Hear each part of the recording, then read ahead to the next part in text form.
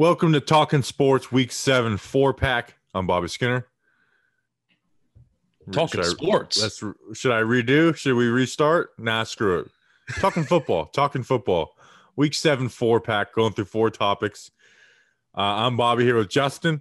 Trying to expand to the NFL base. I do the offensive tackle breakdowns, trying to expand. Today we got are the Cardinals for real? Some trade deadline stuff. The Patriots downfall. But Justin, I think we should start with the Tampa Bay Buccaneers, who are now 5-2. I disagree. We need to start with Rutgers. Rutgers is back, baby. Shiano, man. Talking football. We're doing all football now. Tampa Bay Buccaneers. They won. Speaking of Greg Schiano, his former team in the Bucs. Oh, wow. Look at that. See, this is just great radio. This is why we're just so great at what we do, talking former sports. Patriots coach, Greg Schiano. And that's the second. That's like our second topic. Wow. What? Actually, he was only Patriots coach for like a summer. They fired him before the season even started. Tough. Or he quit before the season started. Tough. The Patriots didn't give him a house. So Rutgers gives him like a house to live, a mansion with his first family. I think they gave him a plane this time too. They threw that in there. Those Schiano years were the peak of college football for me. Oh, yeah. They really were. That year, the national championship game was very close to being West Virginia versus Mizzou. And then Mizzou lost to Oklahoma in the Big 12 championship that year. And then West Virginia, Pat McAfee actually missed 3 field goals against Pitt on the final. Like it was going to be West Virginia versus Mizzou. Kansas was really, really good that year. And then LSU with 2 losses got into the national championship and beat Ohio State, where Greg Schiano was the defensive coordinator for a long time. This is the Greg Schiano show. Just comes full circle. That should be like a blog we do, is like how Greg Schiano is tied to everything. And football. You know, like those videos, I don't know who did it before on the like NFL.com about how this one event or this one thing is so interconnected to all of like the little things that happen around the league. That's exactly what this is. Bobby Skinner, the Tampa Bay Schiano. Yes, Kevin Sherrer is never the linebacker coach of the Giants. Wow. If Greg Schiano doesn't get pushed out of the Tennessee head coaching job. I mean, a lot of stuff. We're really digging down this rabbit hole. The Tampa Bay Buccaneers just came off of a couple convincing wins. Packers last week, this week against Las Vegas Raiders. And not only that, they went out and they signed Antonio Brown, which, by the way, I don't believe for a single second that when Bruce Arians says, oh, this was a move that I made, Bruce Arians has openly disliked Antonio Brown.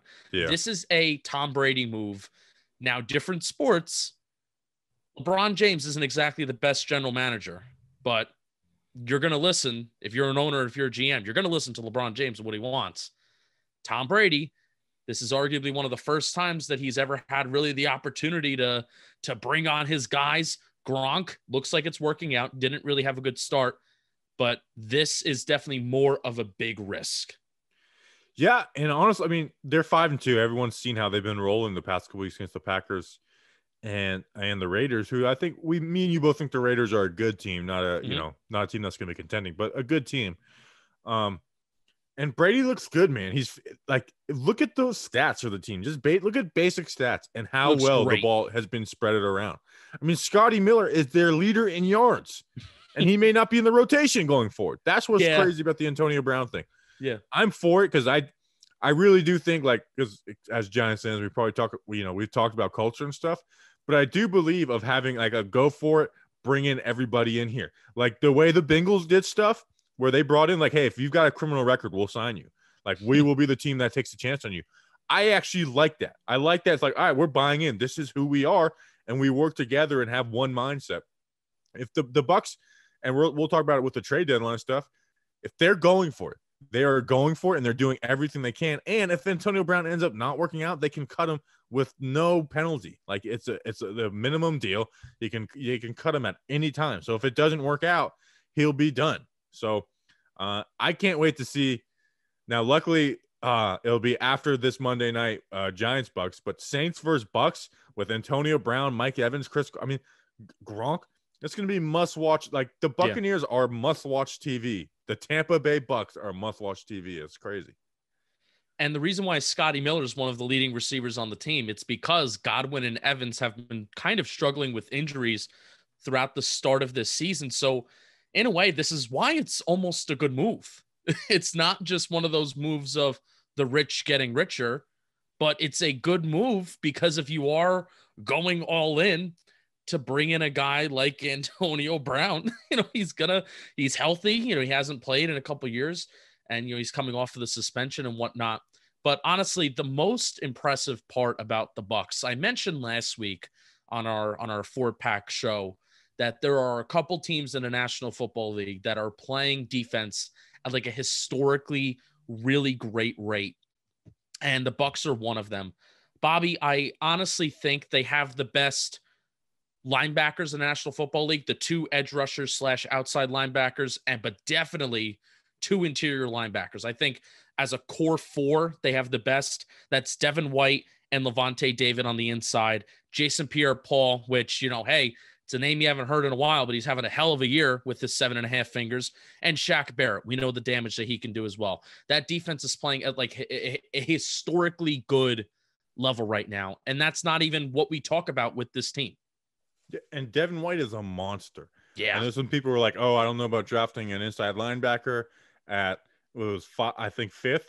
He has been a monster. He's fit in next to Levante David. Well, like he does everything he gets. Like he does everything on the field, man. He looks like a beast out of LSU, that linebacker spot. And a little note I had, they've only given up 8 sacks in 7 games. Brady's been sacked 8 times. Not to say he hasn't been bruised and battered a little bit, but 8 times in 7 games, man. They've kept them upright. So, the Bucs team, I know people were getting their jokes off after they lost to the Saints week 1. They look real deal. I mean, everyone kind of likes and the Packers are, the 1 seed in the NFC right now, and they dismantled them. So, no, Bucs are my favorite right now. Like I will come out and say I will have sports radio hot take right now. As of right now, heading into the halfway point of the NFL season, basically, even 17 weeks, there's 16 games. We're heading into week 8. Tampa Bay Bucs are my favorite to go to the Super Bowl right now. I agree. And honestly, look what's happening in New England, and that's called a transition segue. Look what's happening in New England. Now, I think people were, because they hated Brady and they see him throwing to open receivers, there's always been this hate for Brady and not an understanding of how he always finds the open guy. And it's like, oh, he's the system guy. Who was it, Bill or Brady? I mean, if you're being smart, the answer was both. But people gave a ton of credit to Belichick and like very minimal to Brady, where they were like, yeah, he's a great, but you put, any good QB in there, and they're doing that type of stuff, man. And like, anyways, I'm not going to go into what we just talked about the Bucs, and Brady is showing why he's so good at 43 years old. But man, the Patriots look bad. Now, part of me expected it when they had all the opt-outs of, Hightower, Chung, a couple other guys. But Cam looks bad, man. And I'm not a fan of what McDaniels is doing. I actually went and watched film of the Patriots to see what they're doing.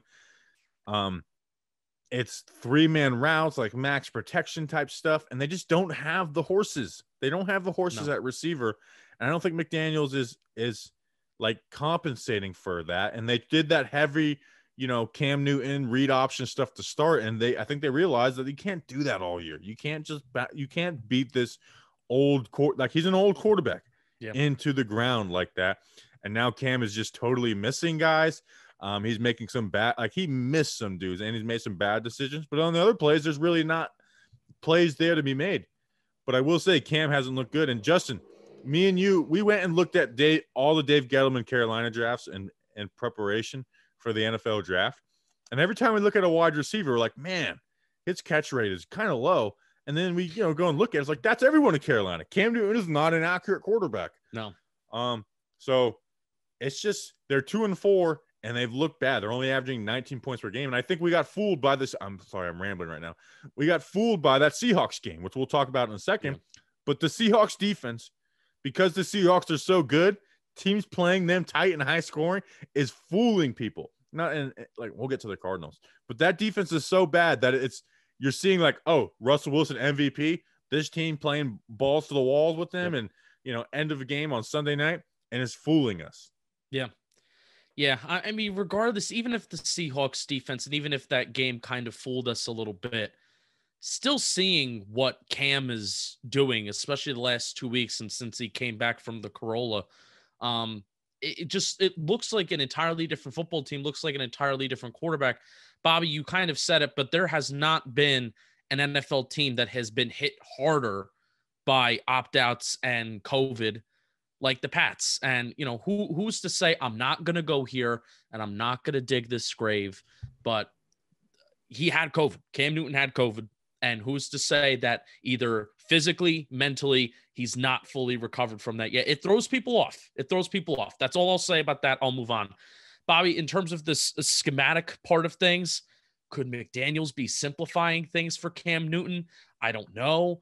But also, I think the Patriots very much went about this season and this offseason in terms of being okay with not adding the necessary horses to whatever quarterback was going to be operating in that system. I mean, Julian Edelman is the best option they have in terms of skill position guys. And that's not saying a ton. And people have been talking about it for a few years now, but the Patriots have not been good at drafting. And then you see them give up like a second-round pick for Mohamed Sanu. They just don't have a lot of good players. Like their good players are guys that have been there for a long time, and then they opted out. Whether it's the McCourty twins didn't opt out, but you have Chung opted out, Hightower opted out. Brady's off to another team. So four offensive starters opted out. Yeah, so they are in they seem to be in trouble. So let me ask this, and then we'll move on. Not this week, but next week, Monday night, the Patriots and the Jets are playing. Now, that could be the Jets, possibly their first opportunity to win a game. Do they even make it close? Could they possibly win it? No. I say yes. Belichick will out-coach Gase. And they just that's one team where they probably do have better players is the Jets. So they're not going to lose that game. Hey, I know it was the worst offensive second half ever this past Sunday, but the first half, Jets offense was kind of rolling. Sam Darnold was kind of rolling, but also they had probably the worst second half ever. All right, so what's next on our 4-pack? Well, the trade deadline's coming up a week from now, but teams seem to it seems to be this idea that it's going to happen a little early because of COVID. So I want to do what's one person like you want to see traded to another team and like that certain team. So I'll let you go first. I always have trouble following the rules, but it's an either or for me. The New Orleans Saints, they're seeing the Tampa Bay Buccaneers going out and signing Antonio Brown. Their own wide receivers are struggling a little bit, Buccaneers, in terms of some injuries, like I said, but they're still seeing them make moves, and they're playing at a really, really good pace. And the New Orleans Saints, that was supposed to be them. They were supposed to be the team that's clicking on all cylinders. They're looking better, but as Michael Thomas is getting hurt and punching everybody in the face, and Emmanuel Sanders has CTE, I don't know how that man is still playing. They need some help at wide receiver. So there's a pair of Houston Texans wide receivers that have previously played in New Orleans and have been successful before in a system where they wouldn't miss a beat if they were to be traded back. Brandon Cooks, Kenny Stills. I prefer Brandon Cooks because he's the bigger name and he had a better production career-wise in New Orleans. So Brandon Cooks, wide receiver, go back to New Orleans, be a big play guy. That was back when Breeze used to air it out. Now Breeze is the ultimate check down guy. I like that. Like you said, they're a team that should be going for it. This whole league is wide open right now. They're a team that should be going for it. Absolutely. And Cooks is healthy. He's played 7 games, so knock on wood. He's healthy and he should be ready to rock and roll. All right, my guy is I went to like teams that are just going for it, and like they're every team is looking towards the future, but they're kind of like in a go for it mode. We've seen the Bucs, like they're in a go for it mode. A team that I've loved the way they've handled things, and I've been watching them pretty closely for the past few years. The Indianapolis Colts. Now they got screwed over when their QB left, and Andrew Luck quit on his team. Wow. I have a lot of I have some close Colts friends, so I like to throw that jab in there. when he left, but they drafted really well. They were a team that traded back in the draft a ton to the point where it's like, okay, can you guys make some drafts? Picks. You're getting a little cute with this, but they've drafted well, and now they got a quarterback in Phillip Rivers on a 1-year deal. This is all in on this year. All in on this year. You've got a ton of draft picks. You're going to have contracts start coming up soon. So I went and said, T.Y. Hilton is their only receiver. Paris Campbell got injured early in the season, a guy I liked a lot. But T.Y. Hilton is their only wide receiver. And he's, getting older, but T.Y. Hilton's a good wide receiver.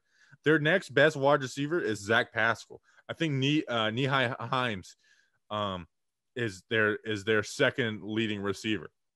So Zach Pascal is their second leading receiver. Now, the Vikings are in sell mode. They just got rid of Ngakoue. There's rumors that Harrison Smith could be gone. Oh, boy. Anthony Harris. Why not Adam Thielen go hook up with the Colts? Give them someone they can trust in the playoffs. I mean, Thielen, this year, he's had 32 catches, 415 yards, and 7 touchdowns. He's averaging 13 yards per catch. Now, he is 30 years old. Blah, blah, blah. He's old. And he signed this 4-year contract. But this 4-year contract, honestly, is barely a 4-year contract to me. After this year, if they were to cut him, there'd be $10 million worth of total dead cap for the next 4 years on a $52 million salary. After next year, which I wouldn't expect them to cut him this year, after next year, there would be $4.5 million of dead cap on $40 million. So, yes, he's old, but that contract is so easily cuttable. And I don't think he'll garner a first. You could get, you could trade a second-round pick for him. I think that would get the deal done. Maybe Minnesota doesn't want to move on him because of the reasons I'm just saying here. But I think the Colts should go out and get Adam Thielen. Yeah, the Colts are such a mystery team to me. Where they're in a relatively easy division in the AFC South, but they're such a mystery team where 1 week they could be performing really well. Phillip Rivers can be slinging it, where Phillip Rivers is actually having a pretty decent year, but giving him that extra target, especially a guy that can kind of do well in the intermediate part of the field. I mean, Adam Thielen was known for being a guy that could be open for Kirk Cousins, running those crossing routes on play action. And you can utilize, the threat of the running game with those running backs back there in the Indianapolis Colts backfield. So I like that move, Bobby Skinner. I like that move. We're just fading defense. All wide receivers are going to be traded at the deadline. Offense brings in clicks. That is true. All that right. was my thinking. All right. Speaking of one of the first teams to get in on the trade market, the Arizona Cardinals, who brought in our friend Marcus Golden. We miss you, Marcus. Justin, they beat the Seahawks in this overtime thriller. Are you buying the Cardinals? No. Because I will be impressed if you beat the Seahawks by stopping Russell Wilson. Now, you could say, well, Justin, they forced 3 interceptions on Russell Wilson. They were some of the poorest throws that I've ever seen Russell Wilson have in the last couple of years. But meanwhile, Russell Wilson still found a way to deliver insane bananas throws to Lockett in the back of the end zone. And it was bizarre. Now, you could say that, hey, Justin, on those coverage, on those plays where they allowed those bananas big plays when Russell Wilson really had those deep touchdowns, Patrick Peterson and company and secondary had some really nice coverage. And I would also say that you're right, but I'm still not buying the Cardinals, especially based off of what they've done offensively to start the season against some other teams. Yeah, I like what they're doing. I'm buying what they're doing as an organization. Yes. I actually think now they play the Rams twice in their last 4 games, but I think what they do against the Rams, I feel like is a good depth marker for who the Cardinals are. Like I said, I think we got the Seahawks defense has the ability to fool people, and hell, it's fooled me a time or two. But the Seahawks defense isn't good. I want to see the Cardinals be consistent. Kyler's there, he is running the ball really well. He's more of a runner than I thought he would be in the NFL. He's doing some great, he makes plays with his feet. He's pretty good in the arm. I like how they air it out, where it's because Kyler actually does kind of, to me, struggle in that bat, get the ball out on time, reading safeties and stuff. But when he's at his best is when it's hey, we got DeAndre Hopkins, throw it to him. DeAndre Hopkins is on for a record pace year, put it on the outside. I don't know how long you can do that consistently and think you're a contender. But I do like what they're doing. Like you said, they've lost to Detroit and the Panthers. The Panthers have been surprising. Detroit hasn't been very good at all, even though they've won a few games. Yeah, but I have not bought in on Arizona quite yet. And losing Chandler Jones is a huge loss. Yeah. He had some insane throws, deep ball throws yesterday. Kyler Murray did. So the arm talent is there, and that's never been in doubt. And when you add a guy like DeAndre Hopkins, that can only make a quarterback look better. Go figure. He's actually releasing the ball slightly quicker this year than he was last year. It's 2 seconds, which that's insanely quick. His pocket time, according to Pro Football Reference, that's so quick. Like for typically a guy that likes to run around and do some things, he must not improvise plays a lot. Well, when he scrambles, when he scrambles, he likes to run. Yeah, so he's not scrambling and then throwing the ball almost like a Pat Mahomes or Russell Wilson type. And in terms of his accuracy numbers, Pro Football Reference, his bad percentage throws a little bit less than it was in 2019. So that's what you want to see, improvement from your rookie year. But his on-target percentage is about 11% less. So I'm wondering if his average depth of target is lower. No, his yards per completion is about the same, and his air yards per attempt is a half a yard longer. So that's not it. So his on-target percentage is substantially down from 2019. Hopkins has been such a huge add to that team, and you saw, I think, Carolina do like a decent job of slowing down. Both Carolina and Detroit seem to do some good things there. So, anyways, yeah, I'm not in on the Cardinals. I love what they're doing as an organization, but I'm not totally in on them right now. Like, I'm not like Kyler Murray MVP race like some people are. You want to know who the Cardinals could really use? Evan Ingram. Nah. Nah. For the right price, I guess. For the right price. All right, that's an episode. We'll be back for whatever. Like, subscribe, do all that bull crap. We'll see you guys next time. That's a 4-pack.